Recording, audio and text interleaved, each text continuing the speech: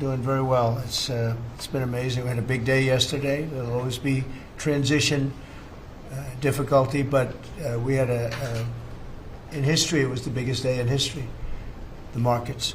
Again, there'll be a transition cost and transition problems, but in the end, it's going to be a beautiful thing. What happens with China? We would love to be able to work a deal.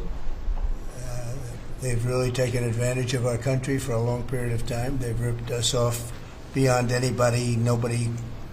How people stood for it, sitting in my position, is not even believable. And we're talking about many presidents, not just a couple.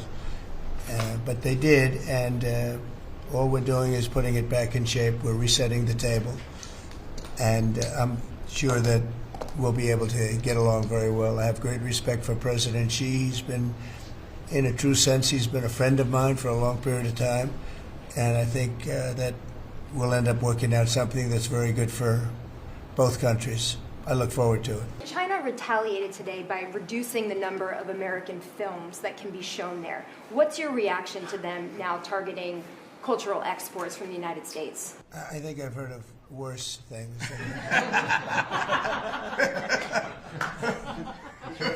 Want to see at the end of the 90 days, will you put those higher tariffs in place, or will you extend the pause? That's what would happen. Well, that's what would happen. I mean, if we can't make the deal that we want to make, or we have to make, or that's good for both parties, it's got to be good for both parties. And then we go back to where we were. Go back to the numbers that you announced last week. I think so. You wouldn't extend the pause? Yeah. We'll have to see what happens at that time. President, what are you planning on using the money that you're gaining from revenue through the tariffs on? Paying down national debt, reducing taxes, creating good budgets, helping Christie with the border and all of the other things we built. As one bloc or individual nations for the tariffs? We're looking at it as one bloc. They've been very tough, but they were very smart. They were ready to announce retaliation, and then they heard about what we did with respect to China and others, but China, and they said, we're going to hold back a little bit.